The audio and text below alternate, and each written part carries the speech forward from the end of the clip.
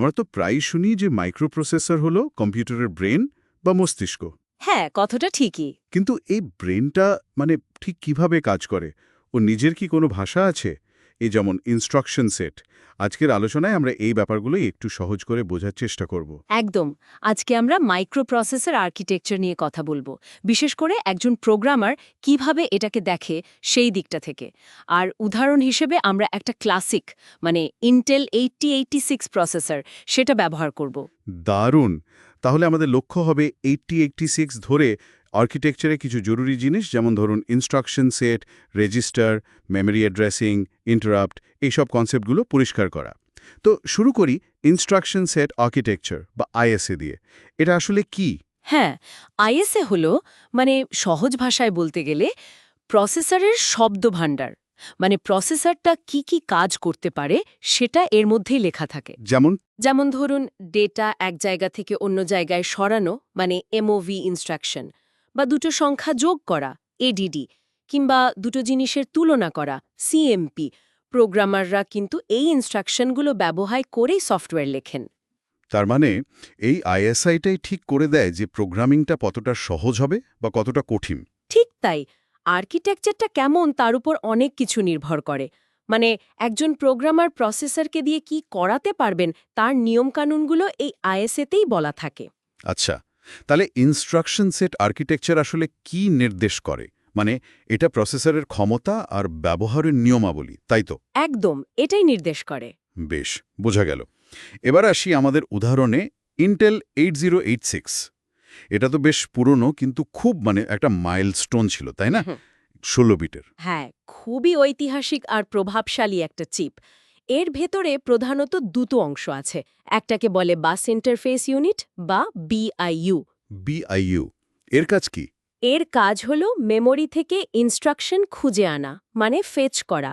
আর দ্বিতীয় অংশটা হলো এক্সিকিউশন ইউনিট বা ইইউ। ইউ, আচ্ছা।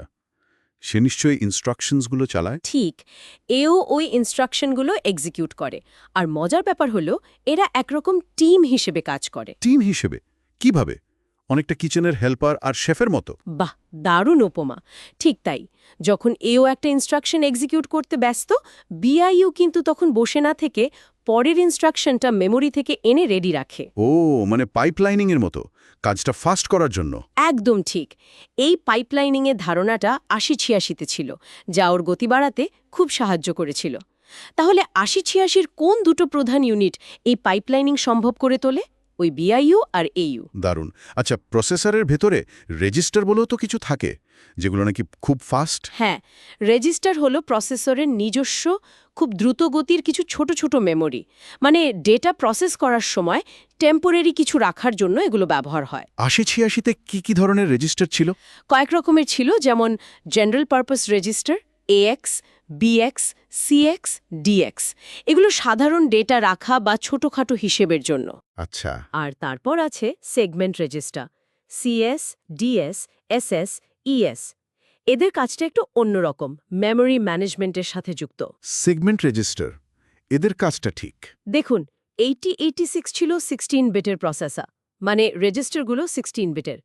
কিন্তু ইন্টেল চেয়েছিল এটা যেন 1 মেগাবাইট মেমোরি ব্যবহার করতে পারে। কিন্তু 16 বিট দিয়ে তো মোটে 64 কিলোবাইট অ্যাড্রেস করা যায়, 1 মেগাবাইট কিভাবে? ঠিক এইখানে সেগমেন্ট রেজিস্টারে কেরামতি।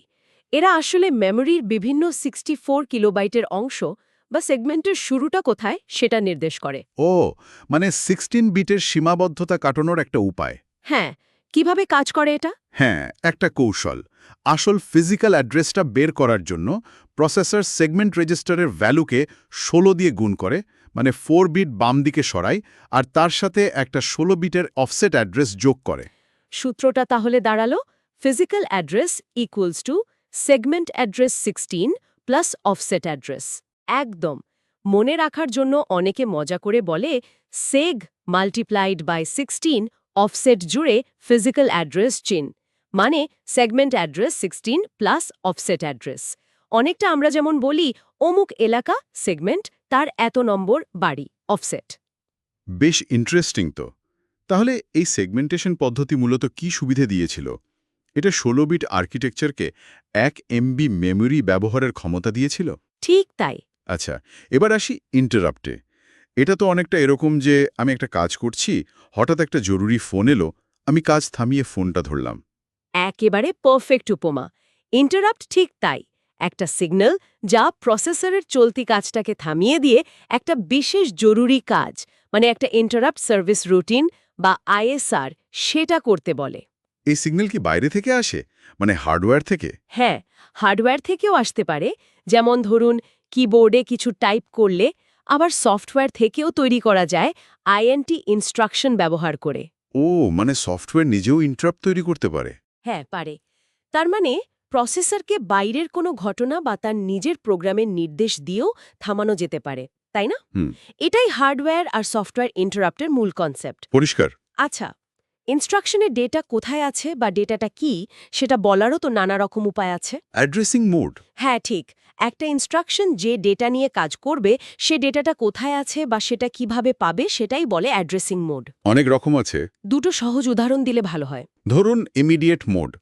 এখানে ডেটার মানটা ইনস্ট্রাকশনের সঙ্গেই লেখা থাকে, যেমন MOV AX 1234H। এখানে 1234H এই মানটা সরাসরি AX রেজিস্টারে চলে যাবে। মানে ডেটাটা হাতে হাতে দেওয়া। হ্যাঁ, আর ডাইরেক্ট মোড হলো যেখানে ইনস্ট্রাকশনে একটা মেমোরি অ্যাড্রেস দেওয়া থাকে, যেমন MOV AX 2000H। প্রসেসরকে ওই 2000H অ্যাড্রেসে গিয়ে ডেটাটা নিয়ে আসতে হবে। এটা অনেকটা দোকানে গিয়ে ক্যাশ দিয়ে জিনিস কেনা, ইমিডিয়েট, আর একটা লিস্ট দেখে তাক থেকে খুঁজে আনা, ডাইরেক্ট, এরকম। বাহ, দারুণ তুলনা। ঠিক তাই। তাহলে ইমিডিয়েট আর ডিরেক্ট অ্যাড্রেসিং মোডের মধ্যে মূল পার্থক্যটা কোথায়? ডেটাটা কি ইনস্ট্রাকশনের সাথে আছে নাকি মেমোরির অন্য কোথাও রাখা আছে, এটাই পার্থক্য? খুব ভালো, বোঝা গেল। আচ্ছা, ইনস্ট্রাকশনের উদাহরণ তো দিলেন, MOV অ্যাড। আর কিছু কমন ইনস্ট্রাকশন কি কি আছে? ওহ, অনেক আছে। যেমন সাব আছে বিয়োগ করার জন্য, জেএমপি আছে প্রোগ্রামের এক জায়গা থেকে অন্য জায়গায় লাফ দেওয়ার জন্য, পুশ আর পপ আছে স্ট্যাক নামের একটা বিশেষ মেমোরি ব্যবহার করার জন্য। এগুলো খুব ব্যবহার হয়। দারুণ।